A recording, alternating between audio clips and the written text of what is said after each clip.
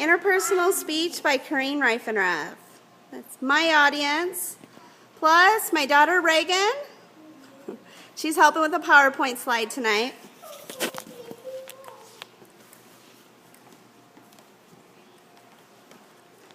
If I was to stand up here and tell you that childhood obesity is a problem in America today, would you be surprised?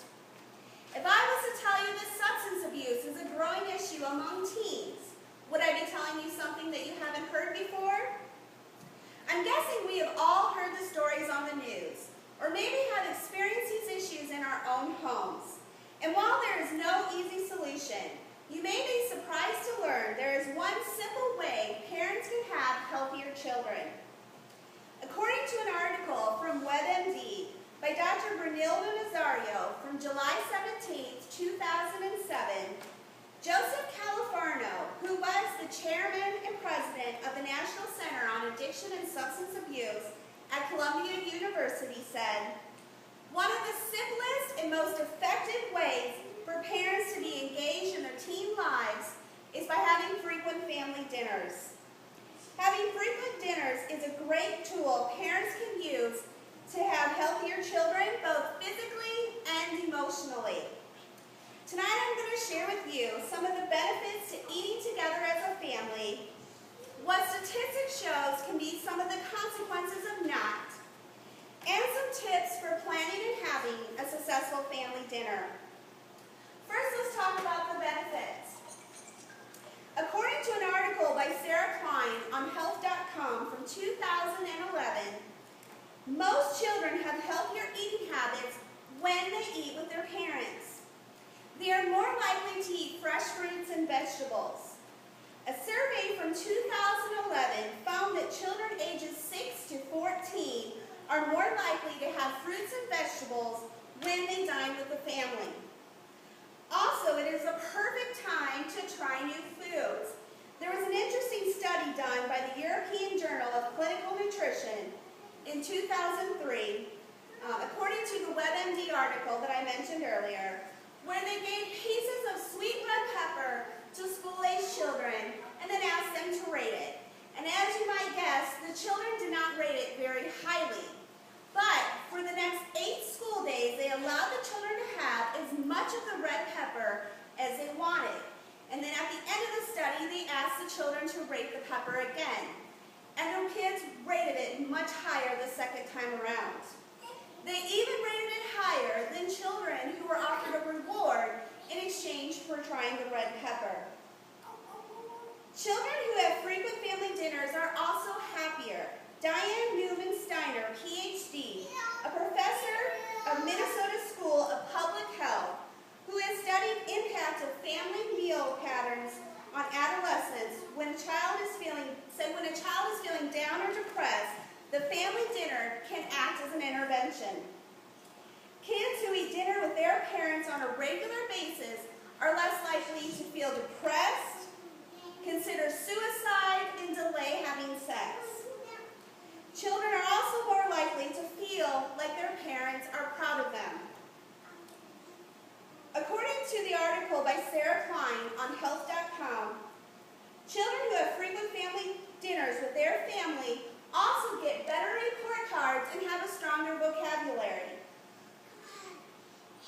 Of the teens who eat less than 3 times a week with their family, 20% of those children have a C average or lower, while only 9% of teens who eat regularly with their parents do this poorly.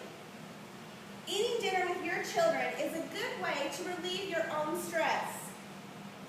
After a long day, it is good to come home, sit down with your family, and have a nice hot meal.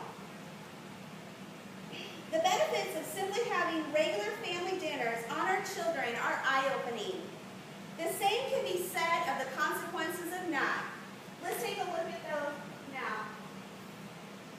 The first is substance abuse in our teenagers. Family dinners can actually help children to just say no.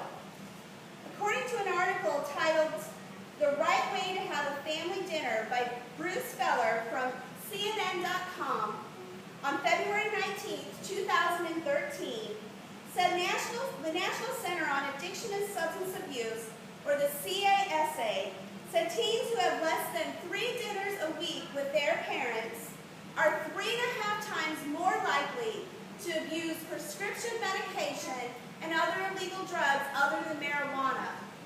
They also found that these same teens are 3 times more likely to have tried marijuana. They are 2.5 times more likely to smoke cigarettes, and they are 1.5 times more likely to try alcohol. Feller also said that Elizabeth Planet, a researcher for the CASA, said that while substance abuse can strike any family, eating dinner with your children can be a simple and effective tool to preventing it. The next consequence is childhood obesity. Research shows that very young children are more commonly eat with their parents, and they typically are at a healthy weight. Now that trend changes as children get older. In fact, according to the WebMD article, 1 in every 5 children in the United States today are overweight. Being overweight puts children at a greater risk of heart disease, high blood pressure, and diabetes. And lastly, eating disorders. Now, like substance abuse, eating disorders can strike any family. The difference is that when parents commonly eat with their children, they're more likely to notice changes in their eating habits and can therefore get help for their children if need be. With our busy schedules, you may be asking yourself, how can I find time to have a regular family dinner? Here are some helpful tips to planning and having a successful family dinner that both you and your children will enjoy. Okay, most of these came from Sarah Klein's article on health.com, but I did add a few of my own tips that I use with my own family.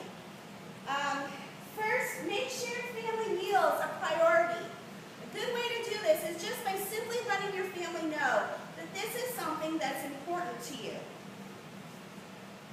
Secondly, if your family is new to having family meals, start small. Maybe start with just 2-3 meals a week, and then you can build from there. And avoid portion distortion. The average restaurant has 60% more calories than a homemade meal. Studies show that when we are presented with more food, we eat more food. And make family meals fun. Let children help prepare dinner. For your younger children, you can also let them help by setting the table. And allow your children to make decisions about what the family will eat. Now, that doesn't mean that they don't have to eat their vegetables. Remember, you have the final say. But when kids get the opportunity to plan a meal or maybe pick the main course, it makes it fun for them. And eliminate distractions. The first thing you're going to want to do is turn off the television. Remember that the family meal is best had at the family dinner table, not on the couch in front of the television. And you may want to make a no cell phone rule, but just remember that that rule applies to you as well. And try to limit conversations to positive or neutral topics. While you're at the dinner table, put disagreements aside. Remember, it is not the place to settle arguments or lecture your children. Something that my family does to get conversation started is we play what we call the high-low game. And that's where everyone goes around the table and everyone gets a chance to talk. And we tell each other what our high was, or what the best thing was to happen today, and our low, or what the worst thing was. And it's a good way to find out what's going on in your kids' lives. Because a lot of times when you ask them, how was your day, what do they tell you? They say, it was okay, or it was fine.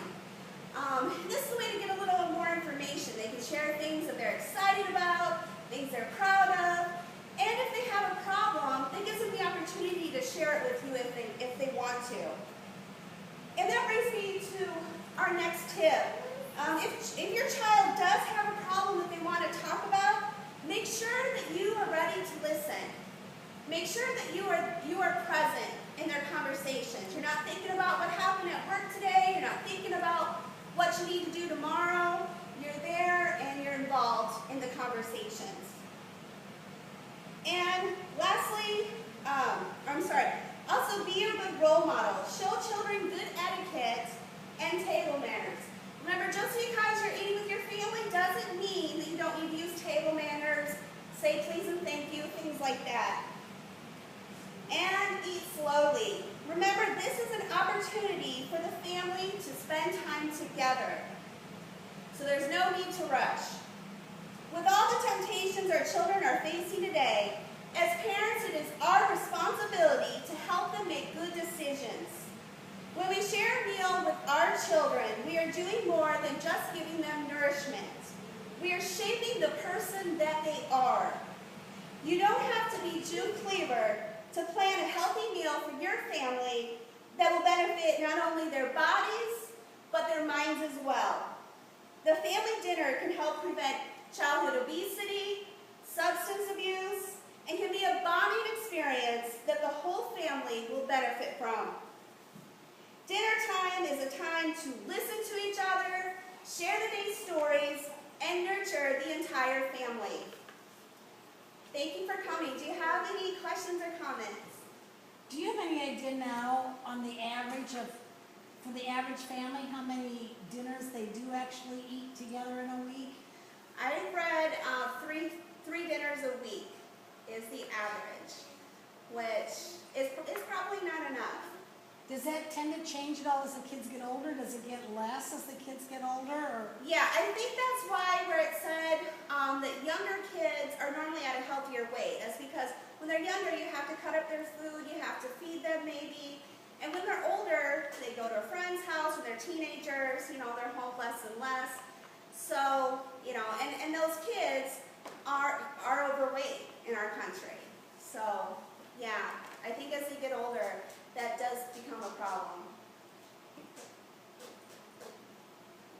Anything else? All right, well, I appreciate your time, and I hope you all have a good evening. Thank you. Thank you.